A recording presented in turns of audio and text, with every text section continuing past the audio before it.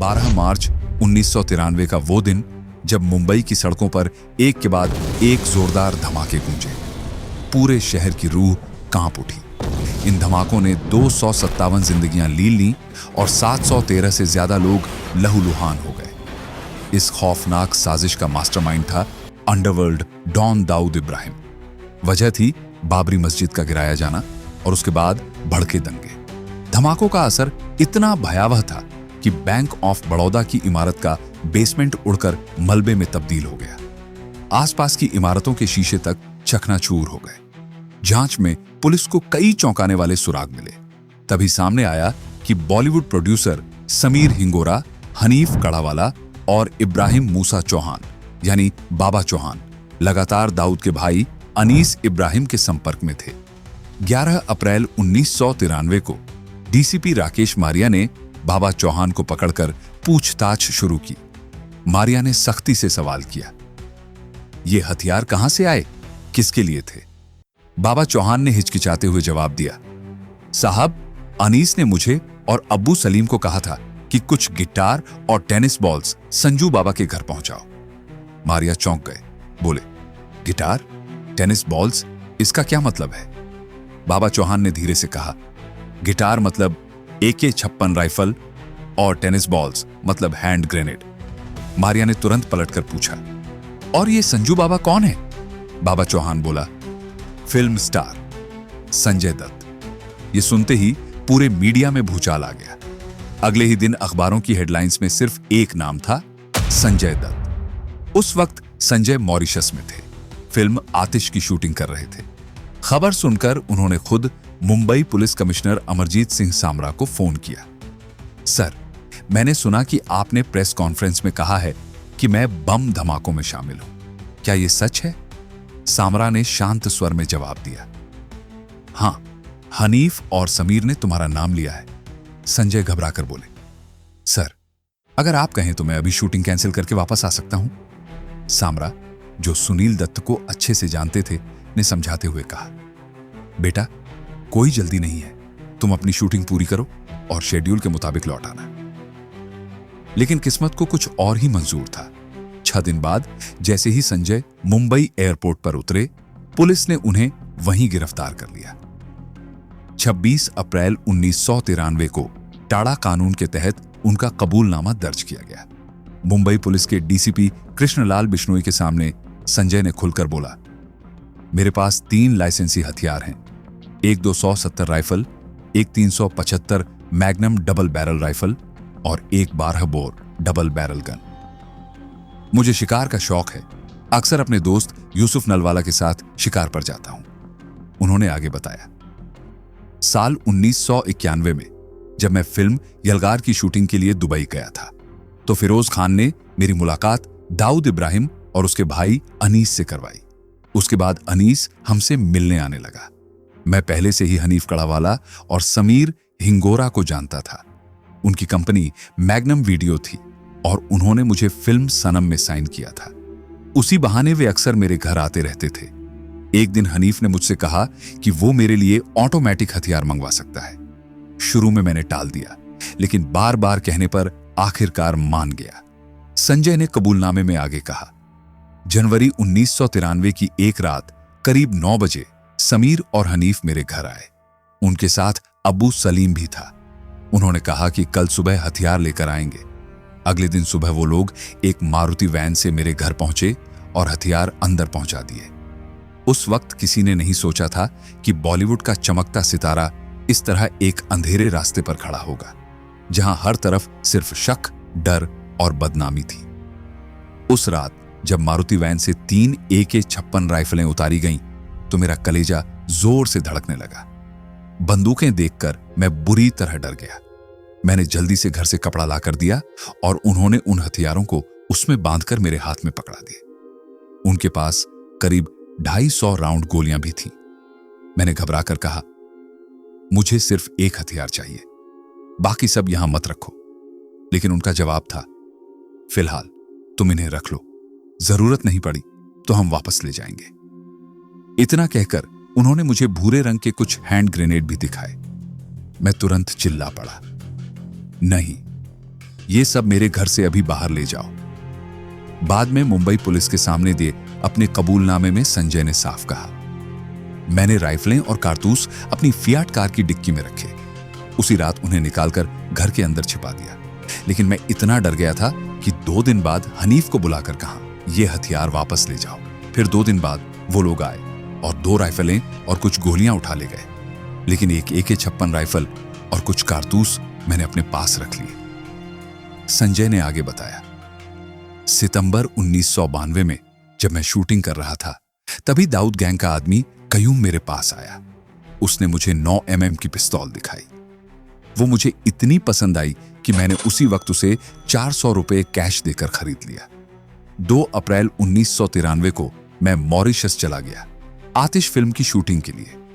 वहीं मुझे खबर मिली कि समीर और हनीफ को पुलिस ने गिरफ्तार कर लिया है। यह सुनकर मैं हिल गया। लगा कि अगर उन्होंने मेरा नाम ले लिया तो मैं सीधा फंस जाऊंगा। घबराहट में संजय ने अपने करीबी दोस्त यूसुफ नलवाला को फोन किया और कहा, घर की दूसरी मंजिल पर एक काले बैग में जो रखा है उसे तुरंत उठाकर पूरी तरह नष्ट कर दो, वरना मैं बड़ी मुसीबत में पड़ जाऊंगा। लेकिन जब अखबारों में यह छप गया कि संजय दत्त के पास AK-56 राइफलें मिली हैं, तो उनके पिता सुनील दत्त ने खुद बेटे से सवाल किया, संजू, क्या यह सब सच है? संजय ने साफ इनकार कर दिया, पर अंदर से उनकी बेचैनी इतनी बढ़ चुकी थी कि उन्होंने तय कर लिया, मुंबई वापस लौटेंगे। सुनील दत्त ने बेटे की फ्लाइट डिटेल्स खुद पुलिस तक पहुंचा दी और जैसे ही संजय एयरपोर्ट पर उतरे, पुलिस ने उन्हें पकड़ लिया। वहां उन्होंने सब कुछ कबूल कर लिया। संजय दत्त का यह कबूलनामा कि उन्होंने अवैध हथियार रखे थे, पूरे देश और फिल्म इंडस्ट्री को हिलाकर रख दिया। ये वही हथियार थे जो उस खतरनाक कंसाइनमेंट का हिस्सा थे और जिन्हें बाद में मुंबई बम धमाकों में इस्तेमाल किया गया। इस केस में संजय दत्त का नाम सीधे जुड़ गया। उनके पिता सुनील दत्त टूट चुके थे, लेकिन बेटे से मोह इतना गहरा था कि उन्होंने उसे बचाने की पूरी कोशिश शुरू कर दी। पर अफसोस, फिल्म इंडस्ट्री ने उन्हें ज्यादा सपोर्ट नहीं दिया। संजय को सबसे बड़ा झटका तब लगा जब उनकी सबसे करीबी रही माधुरी दीक्षित ने उनसे दूरी बना ली। जेल में रहते हुए संजय उन्हें लगातार फोन करते रहे, लेकिन माधुरी ने सारे रिश्ते खत्म कर दिए। उन्होंने मीडिया के सामने बयान दिया, मेरा संजय दत्त से कोई लेना देना नहीं है। मैं ना उनसे प्यार करती हूं और ना ही उनसे शादी करने वाली हूं। उनके ये शब्द संजय के लिए किसी तूफान से कम नहीं थे। एक तरफ कानून की गिरफ्त, दूसरी तरफ टूटता परिवार और ऊपर से मोहब्बत का यूं बिखर जाना। सबने मिलकर उन्हें अंदर से तोड़कर रख दिया। संजय दत्त की गिरफ्तारी ने जहां पूरे देश को हिला दिया था, वहीं उनकी आने वाली फिल्म खलनायक के मेकर्स ने इसका पूरा फायदा उठाया। फिल्म के पोस्टर्स पर हथकड़ी पहने संजय की तस्वीर छप गई और उस पर बड़े अक्षरों में लिखा था, हां, मैं हूं खलनायक। यह देखकर दत्त परिवार गुस्से से भर उठा, लेकिन डायरेक्टर सुभाष घई ने साफ कहा, यह सब पहले से ही तय था, इसमें गिरफ्तारी का कोई हाथ नहीं है। संजय की गिरफ्तारी के बाद पुलिस ने उनके घर की पूरी तलाशी ली, लेकिन वहां से कुछ खास बरामद नहीं हुआ। 5 मई 1993 को संजय को हाई कोर्ट से अंतरिम जमानत मिल गई। बाहर निकलते ही उन्होंने काम पर लौटना शुरू कर दिया। उनकी रुकी हुई फिल्में गुमराह और साहिबान रिलीज हुईं और बॉक्स ऑफिस पर हिट साबित हुईं। एक बार फिर संजय स्टारडम की चोटी पर पहुंच गए। इसी दौर में उनका नाम मॉडल रिया पिल्लई के साथ जुड़ने लगा, लेकिन कानूनी मुश्किलें पीछा छोड़ने को तैयार नहीं थीं। टाडा केस की सुनवाई जारी थी और इसके साथ ही पत्नी ऋचा शर्मा से तलाक और बेटी त्रिशला की कस्टडी का मामला भी उलझा हुआ था। फिर आया 4 जुलाई 1994 का दिन। जज जेबोंडेन पटेल ने संजय की जमानत रद्द कर दी। इस बार उन्हें ठाणे जेल की अंडाशील में भेजा गया, वो जगह जहां हाई सिक्योरिटी कैदियों को रखा जाता था। ये एक छोटी, अंधेरी और दमघोंटू कोठरी थी, जिसमें धूप की एक किरण तक नहीं पहुंचती थी। वहां संजय पूरी तरह टूटने लगे। जेल के अकेलेपन ने उन्हें अंदर से खा लिया था। एक दिन गुस्से और हताशा में उन्होंने जोर से अपना सिर दीवार पर दे मारा। खून बहा, टांके लगे। बाद में जेल प्रशासन ने उन्हें एक कैदी प्यारा सिंह के साथ रखा। धीरे धीरे दोनों में दोस्ती हो गई और यही रिश्ता संजय को भीतर से संभालने लगा। इधर बाहर सुनील दत्त अपने बेटे को जेल से निकालने के लिए हर दरवाजा खटखटा रहे थे, लेकिन न तो उनकी पार्टी कांग्रेस ने साथ दिया और न ही कोई बड़ा नेता मदद के लिए आगे आया। उस वक्त महाराष्ट्र के मुख्यमंत्री शरद पवार थे और सुनील दत्त और उनके रिश्ते किसी भी तरह अच्छे नहीं थे। मजबूरी में सुनील दत्त ने फैसला किया कि अब वो अपने पुराने राजनीतिक विरोधी और शिवसेना प्रमुख बाल ठाकरे से मदद मांगेंगे। जब इस बारे में सुनील दत्त से पूछा गया कि क्या उन्होंने वाकई बाल ठाकरे की मदद ली थी, तो उन्होंने साफ कहा, बाल ठाकरे जी मेरे पुराने दोस्त हैं। जब मैं राजनीति में भी नहीं था तब से मैं उन्हें जानता हूं। उस वक्त उनकी सरकार थी शिवसेना और बीजेपी की, और आपको याद होगा वो हमेशा कहते थे, चाबी मेरे पास है। ये बयान साफ दिखाता था कि पिता अपने बेटे के लिए किस हद तक जाने को तैयार थे। जिस दौर में हर तरफ दरवाजे बंद हो चुके थे, सुनील दत्त ने वो कदम उठाया जिसकी किसी को उम्मीद तक नहीं थी। लोग हैरान रह गए, क्योंकि सुनील एक तरफ तो पुराने कांग्रेसी थे, दूसरी तरफ उनकी शादी हुई थी मशहूर अभिनेत्री नरगिस से, जो मुस्लिम थी। इसके अलावा जब मुंबई में दंगे हुए थे तो सुनील दत्त ने दंगा पीड़ितों की खुलकर मदद की थी, जिस वजह से शिवसेना ने उन्हें मुस्लिम हितैषी कहकर कड़ा विरोध किया था। ऊपर से शिवसेना ने तो संजय की गिरफ्तारी का भी समर्थन किया था। लेकिन हालात ऐसे बन गए कि सुनील दत्त के पास कोई और रास्ता ही नहीं बचा। वो सीधे अपने पुराने विरोधी बाल ठाकरे के दरवाजे पर पहुंचे। ठाकरे ने पहले तो चुप्पी साधी, लेकिन फिर अचानक दत्त परिवार के पक्ष में आ गए। सामना अखबार में संजय दत्त को राजनीतिक साजिश का शिकार बताया जाने लगा और बाल ठाकरे ने खुलेआम कहा, मुझे नहीं लगता कि दत्त परिवार का कोई भी सदस्य कभी देशद्रोही हो सकता है। यहां तक कि माना जाता है ठाकरे ने खुद प्रधानमंत्री पीवी नरसिम्हा राव से भी संजय को लेकर बात की थी। जब उनसे पूछा गया, क्या आप संजय दत्त को राष्ट्रभक्त मानते हैं, तो ठाकरे का जवाब साफ था, संजय दत्त को आप राष्ट्रभक्त मानते हैं? The whole family, the Nargis, the Mr. Sunil Dutt और ये सब लड़कियां। अब जबकि ठाकरे खुलकर सामने आ गए थे तो बाकी जगहों से भी समर्थन आने लगा। दिग्गज अभिनेता दिलीप कुमार, शत्रुघ्न सिन्हा और राज बब्बर खुद राष्ट्रपति शंकर दयाल शर्मा और प्रधानमंत्री नरसिम्हा राव से जाकर मिले। मार्च 1995 में महाराष्ट्र में शिवसेना बीजेपी की सरकार बन गई। ताकत सीधे बाल ठाकरे के हाथों में आ गई। ऐसे में संजय की रिहाई को लेकर उम्मीदें और बढ़ गईं। एक दिन सवाल हुआ, कहा था कि जब आपकी सरकार आएगी तो संजय दत्त जेल से बाहर होंगे। आपकी सरकार को 4 महीने हो गए, लेकिन वो अभी तक अंदर हैं। हमारी सरकार आने के बाद संजय रिहा होना चाहिए, रिहाई होनी चाहिए उनकी। ठीक है, मैं कर रहा हूँ, करूंगा भी। आखिरकार 16 अक्टूबर 1995 को संजय दत्त को सुप्रीम कोर्ट से भी जमानत मिल गई। 15 महीने की जेल की सजा खत्म हुई। बाहर आते ही संजय सीधे सिद्धिविनायक मंदिर गए, माथा टेका और फिर घर जाने से पहले मातोश्री पहुंचे। वहां बाल ठाकरे से गले मिलते हुए उनकी तस्वीरें अगले दिन सारे अखबारों की सुर्खियां बन गईं। लेकिन जेल से बाहर आने की इस राहत के तुरंत बाद किस्मत ने उन्हें एक और बड़ा झटका दिया। न्यूयॉर्क में कैंसर से जूझ रही उनकी पत्नी ऋचा शर्मा की तबीयत तेजी से बिगड़ने लगी और दिसंबर 1996 में ऋचा ने दुनिया को अलविदा कह दिया। पत्रकार एस हुसैन जैदी ने अपनी किताब माय नेम इज अब्बू सलीम में लिखा है कि एक वक्त पर छोटा शकील अब्बू सलीम को खत्म करना चाहता था। इस प्लान में उसने संजय दत्त को मोहरा बनाने की कोशिश की, जो कभी अब्बू सलीम के काफी करीबी दोस्त हुआ करते थे। लेकिन ये साजिश ज्यादा देर तक छुपी नहीं रही। खबर अब्बू सलीम तक पहुंच गई और उसने तय किया कि अब संजय को ही रास्ते से हटाया जाएगा। गोवा में उसे खत्म करने का प्लान बनाया गया। अब्बू सलीम ने 4 शूटर तैनात किए थे, जिन्हें हुक्म था कि गोवा या फिर मुंबई एयरपोर्ट पर जैसे ही मौका मिले संजय को मार गिराया जाए। लेकिन संजय तक भी ये बात पहुंच गई। जान पर बन आई तो वो होटल के कमरे में ही अपने दोस्तों को लगातार फोन करने लगे। कोशिश यही थी कि किसी तरह सलीम से समझौता हो सके। आखिरकार बीच में आए अकबर खान, जिसने कभी अब्बू सलीम की जान बचाई थी। उसी एहसान की वजह से सलीम अकबर की बात मान गया। उसने साफ कह दिया, जब तक संजय अकबर खान की कार में रहेंगे, मेरे शूटर उनका बाल भी बांका नहीं करेंगे। और सचमुच अकबर खान की वजह से उस रात संजय दत्त की जान बच गई। इधर उनकी निजी जिंदगी में भी उथल पुथल बढ़ रही थी। रिया पिल्लई से रिश्ते दिन ब दिन खराब होते जा रहे थे। खबरें आने लगीं कि संजय का पाकिस्तान की बेली डांसर नादिया दुर्रानी से अफेयर चल रहा है।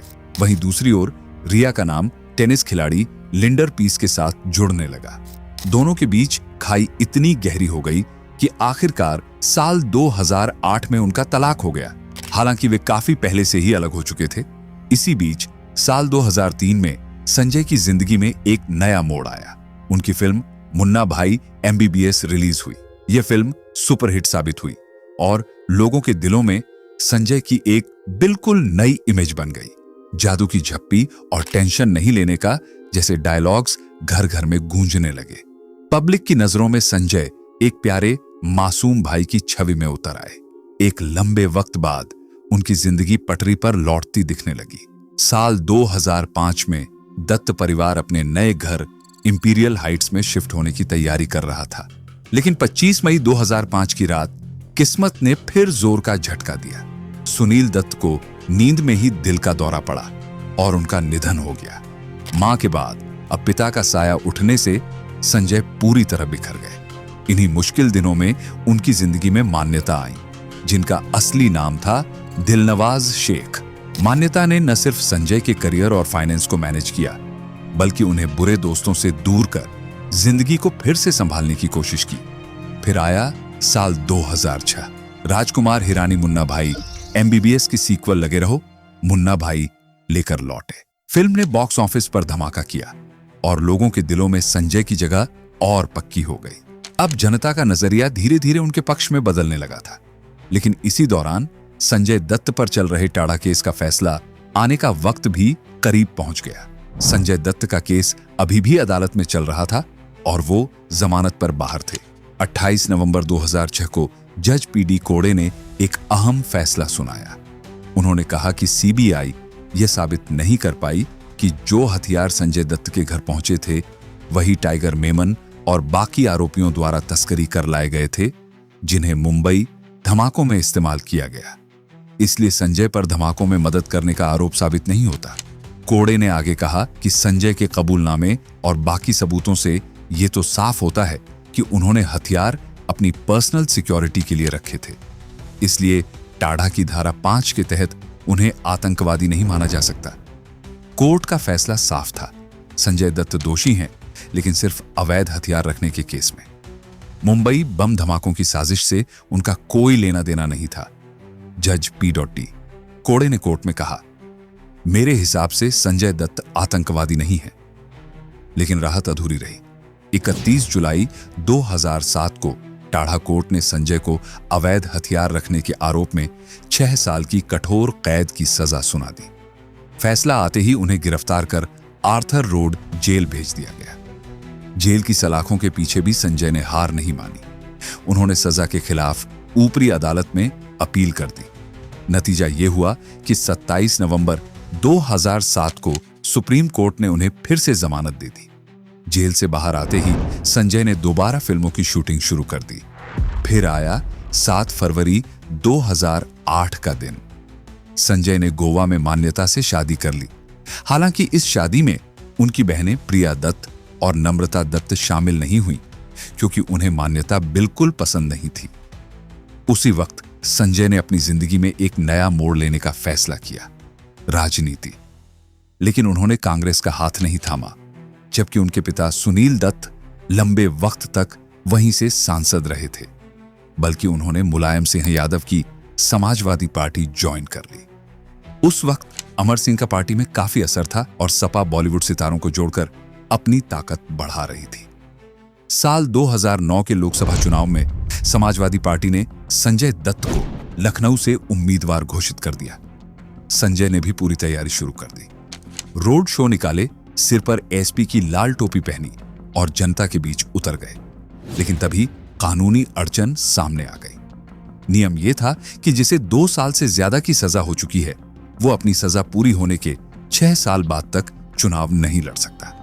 चूंकि टाड़ा कोर्ट संजय को 6 साल की सजा सुना चुकी थी, इसलिए उन्होंने सुप्रीम कोर्ट में याचिका डाली कि उनके कन्विक्शन पर रोक लगाई जाए ताकि वे चुनाव लड़ सके, लेकिन सुप्रीम कोर्ट ने साफ इनकार कर दिया। अदालत का कहना था कि कानून सबके लिए बराबर है, संजय चुनाव नहीं लड़ सकते। मजबूरन सपा ने उनकी जगह पूर्व मिस इंडिया नफीसा अली को लखनऊ से मैदान में उतार दिया। हालांकि पार्टी ने संजय को महासचिव बना दिया ताकि वे चुनाव प्रचार कर सकें। कुछ वक्त तक उन्होंने पार्टी के लिए कैंपेन किया, लेकिन धीरे धीरे राजनीति से उनका मोहभंग हो गया। आखिरकार उन्होंने समाजवादी पार्टी भी छोड़ दी और राजनीति से लगभग संन्यास ले लिया। संजय की जिंदगी जैसे फिल्मों का एक नॉन स्टॉप शो था। एक तरफ उनकी डबल धमाल और सन ऑफ सरदार जैसी मूवीज बॉक्स ऑफिस पर कमाल कर रही थी, वहीं साल 2012 में अग्निपथ आई, जिसमें उन्होंने खतरनाक विलेन कांचा चीना का किरदार निभाकर सबको हिला दिया। लेकिन किस्मत ने जैसे उन्हें चैन से जीने का वक्त ही नहीं दिया। इधर उनकी फिल्मों से करियर फिर से ऊंचाइयां छू रहा था और उधर 21 मार्च 2013 को सुप्रीम कोर्ट का फैसला आ गया। जिस अपील पर संजय ने अपनी सजा को चुनौती दी थी, उसमें भी अदालत ने उन्हें अवैध हथियार रखने का दोषी माना। फर्क बस इतना हुआ कि पहले मिली 6 साल की सजा को घटाकर 5 साल कर दिया गया। इनमें से 18 महीने वह पहले ही जेल में काट चुके थे, लेकिन बाकी सजा पूरी करनी बाकी थी। 16 मई 2013 को संजय दत्त ने खुद मुंबई पुलिस के सामने सरेंडर कर दिया। पहले उन्हें आर्थर रोड जेल भेजा गया और बाद में ट्रांसफर करके पुणे की यरवदा सेंट्रल जेल पहुंचा दिया गया। यहां उनकी पहचान बनी कैदी नंबर 16,656। संजय को हाई सिक्योरिटी फांसी वार्ड में रखा गया, जहां मौत की सजा पाए कैदियों को रखा जाता था। उनकी सेल के बाहर सिर्फ 100 स्क्वायर फुट का छोटा सा बगीचा था, जिसमें वह 4 गार्ड्स की सख्त निगरानी में टहलते थे। बाकी कैदियों से बातचीत पर पाबंदी थी। उनकी दिनचर्या बेहद सख्त थी। सुबह 5:30 बजे उठकर पूजा और एक्सरसाइज, फिर ब्रेकफास्ट और उसके बाद जो भी काम सौंपा जाता वही करना। उन्हें ऐसे ही काम दिए जाते जिन्हें वह अपनी सेल से ही कर सकें, ज्यादातर कागज के थैले बनाना या बेत का काम।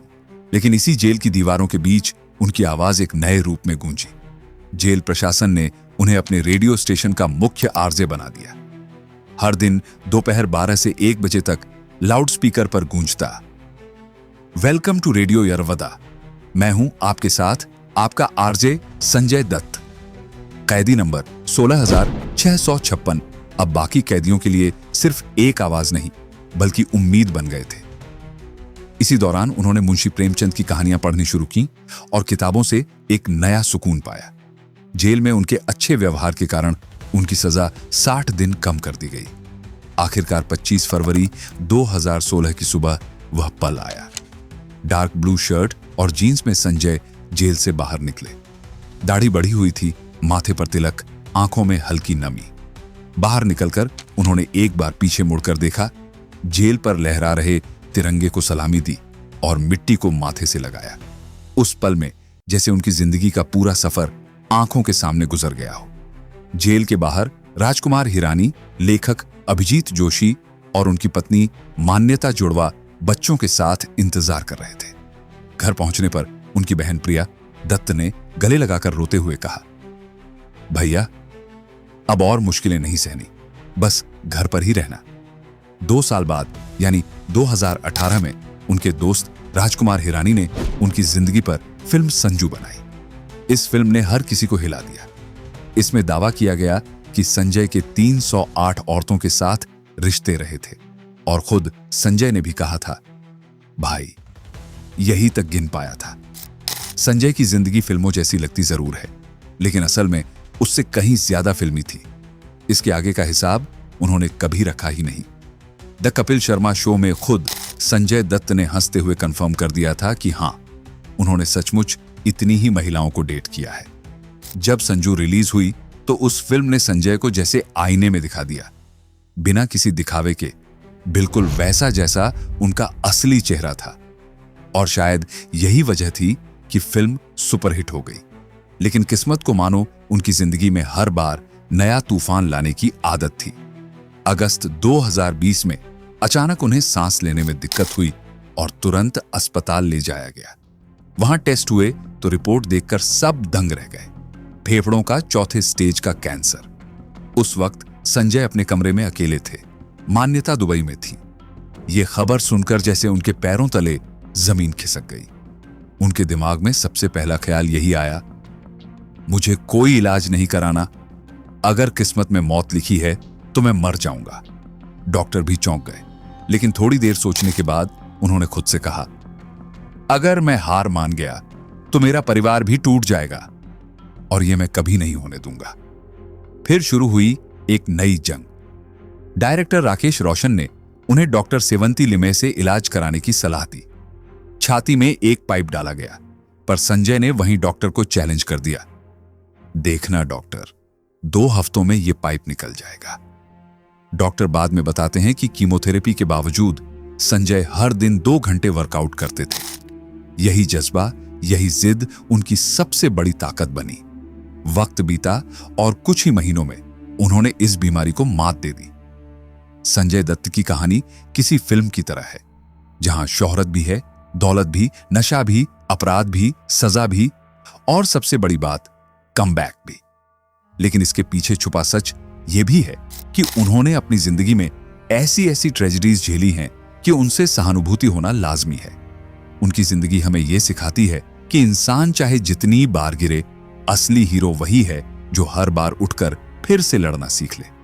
तो मिलते हैं अगली कहानी में। तब तक के लिए नमस्कार।